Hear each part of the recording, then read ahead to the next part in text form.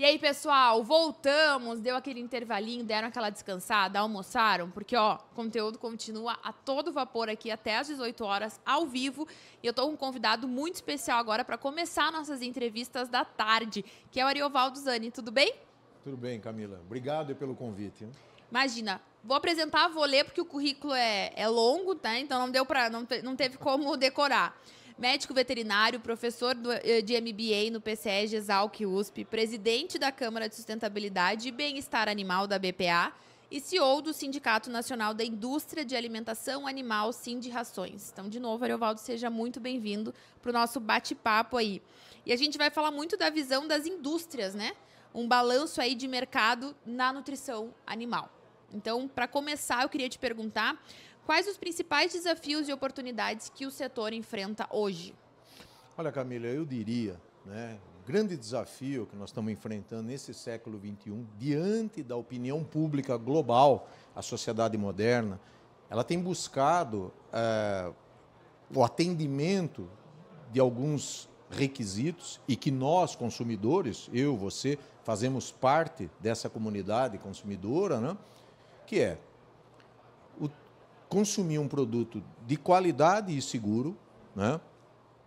Obtido de uma maneira sustentável, ou seja, estou preocupado com o meio ambiente, com o bem-estar do animal, os produtos de origem animal, né, oriundos da pecuária. A gente sabe que o bem-estar está relacionado com ganho de produtividade e também com o meio ambiente. O detalhe é que essas nossas exigências, né, eu costumo chamar de fatores, esse conjunto de fatores inflacionários compulsórios, porque tudo tem um preço, não existe almoço grátis, né? Então, nós, consumidores, né, requeremos isso, é o nosso desejo. No entanto, a gente também tem um limite de desembolso para adquirir esses produtos, não é? Uma certa resistência, né? O mundo aponta, são previsões que se faz, né, da ONU, da própria FAO, que em 2050 a população global deve alcançar 10 bilhões de pessoas. Consumir 200 milhões de toneladas de carne nos próximos anos, 150 milhões de carne suína, mais tantos milhões, centenas de milhões de toneladas de carne bovina, e principalmente, né, em países ou nações situadas na Ásia e na África, cuja demografia deve aumentar bastante, né? O crescimento populacional e, portanto, o desejo de consumir essas proteínas. No entanto, a renda está aí relacionada também. Será, e de certo, como o nosso país hoje, é um país de classe média baixa, né? Então, nós temos essa condição socioeconômica e as famílias têm o bolso curto.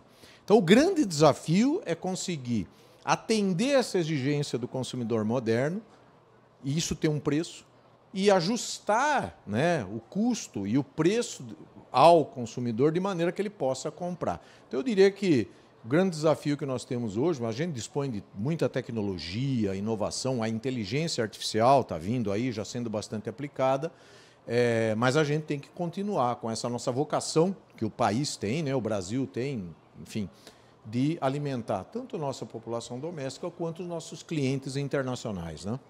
E falando muito dessa parte de exigências ambientais e bem-estar animal, é importante a gente destacar aqui o quanto existe essa preocupação por parte de quem produz, justamente porque o público lá na gôndola do supermercado está exigindo mais informações de como tudo aquilo é produzido, né? Exatamente, Camila. Foi muito oportuna a tua intervenção.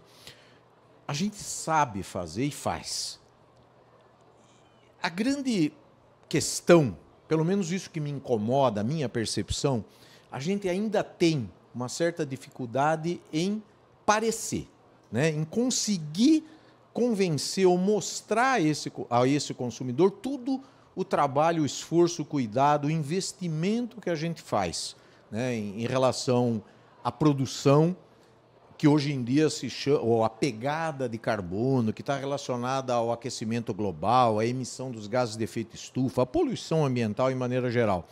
E hoje em dia se chama, né, um conceito assim, do berço ao túmulo, ou seja, desde o início, onde você vai arar a terra, você utiliza diesel no trator para trabalhar, depois você vai utilizar fertilizantes e defensivos para a produtividade agrícola, aí você vai colher, você vai beneficiar esse produto, ele vai chegar na cadeia produtiva de proteína animal, os animais vão comer grãos e outros ingredientes e tal. Esse produto vai ser processado, um frigorífico, aí ele vai ser embalado, vai ser transportado e chegar ao consumidor, ou seja, do berço até o túmulo. Quando você faz toda essa conta, você tem uma contabilidade da emissão. O Brasil é um país do agronegócio, cuja matriz energética é baseada em uma matriz limpa, né? Hidrelétrica, eólica, solar, fotovoltaica.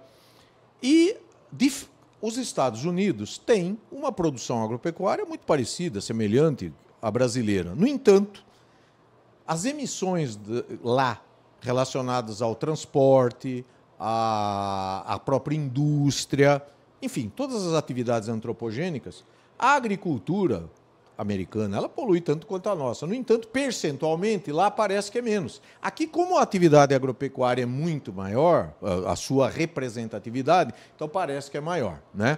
Então, embora nos últimos anos nós temos tomado algumas precauções e iniciativas, né? E corrigindo números, que não por má fé, mas por desconhecimento, órgãos internacionais, né, reconhecidos, principalmente sediados na Europa, acabam divulgando, listando o Brasil como um grande poluidor, e cálculos matemáticos, enfim, que são feitos, né, não estavam considerando a opção de uma lavoura pecuária floresta, essa atividade, né, o uso dos aditivos que a gente faz na alimentação animal, que diminui a mobilização ou a adição de grãos e cereais, de cereais e oleaginosas e tal, e, mais recentemente, alguns elementos modernos que contribuem sobremaneira para a diminuição da emissão de metano, principalmente pelos ruminantes. A pecuária de corte ou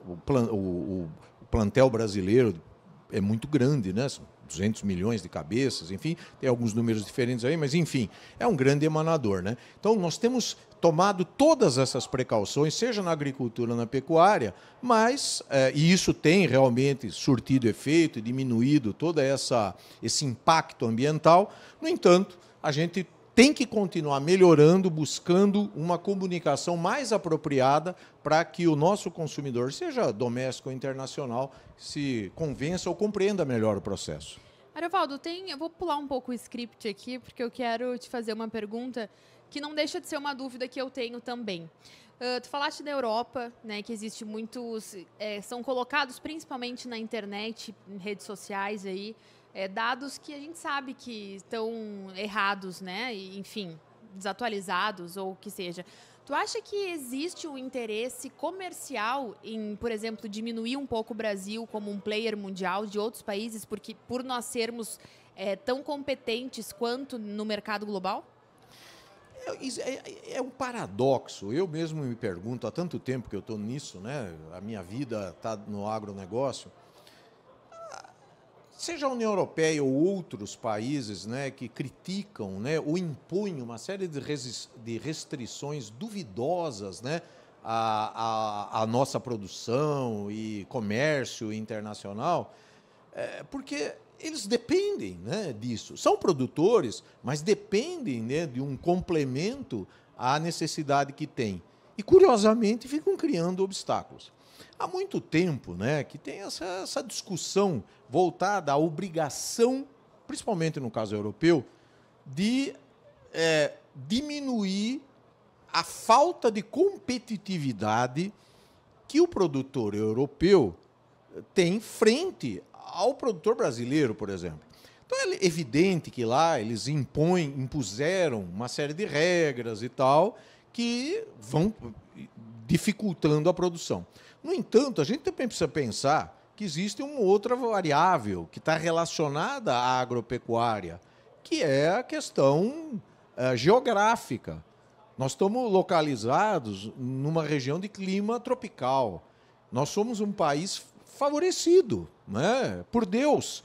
Nós detemos 13% da água doce, e água é um elemento pouco valorizado pelo cidadão global, salvo exceções, onde se tem uma situação muito árida, mas o Brasil, por exemplo, a gente sempre esbanjou, né? Porque a água a gente sempre teve à vontade, mas será um grande desafio, né? E, inclusive para nós.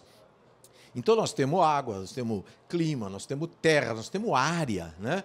E para expansão, não precisa desmatar, nós temos área para poder recuperar pastagem e tal. E, por conta dessas vantagens, o agricultor lá, ele impõe, né, politicamente aos seus governantes, né, essas condições. Olha, eu estou perdendo competitividade, o meu produto, o cidadão está optando em comprar um produto importado do que o meu aqui, chega mais barato e tal. Então, de fato, né, nesse caso, esse exemplo europeu, eles realmente subsidiam aquela atividade, os americanos também. Eu não tenho os números agora, mas é absurdo, é assustador o valor de subsídio que os Estados Unidos e a União Europeia dispensam aos seus produtores agropecuários quando comparados aqui aquilo que os recursos que os produtores brasileiros têm. E o produtor brasileiro hoje, acho que é um dos únicos no mundo que paga para preservar, né? Vendo por esse lado de sustentabilidade, se a gente for parar para analisar também. E falando em sustentabilidade, pegando esse gancho, quais as iniciativas e práticas sustentáveis tu enxerga que as indústrias de nutrição animal já estão adotando e devem estar adotando aí nos próximos anos? Pois bem, o que nós temos feito, e isso é curioso, né? O Brasil... Nossa produção científica, né? Ainda no início dos anos 2000, nós conduzimos um estudo a campo, hein? Compartilhando com a Universidade de São Paulo, a Universidade de Viçosa, a Embrapa, algumas empresas, né? Nós estudamos o efeito da adição de aditivos, né? Alimentares, enfim, nutricionais, assim, especificamente aminoácidos, metionina, lisina, triptofano, treonina, e uma enzima, fitase, enfim, não é o caso de detalhar aqui, mas esses insumos, quando utilizados na ração, eles substituíram parte do milho e do farelo de soja que estava adicionado. E, curiosamente, ao final do experimento, com aves e suínos, nós mantivemos os resultados zootécnicos, não houve perda, mas, por outro lado, houve diminuição na descarga ambiental da matéria orgânica, fezes, enfim, e do fósforo, que é um poluente de rios, de solos e tal, e de nitrogênio, que é um outro poluente. Então, lá no início dos anos 2000, aqui no Brasil, a gente já fez isso aí.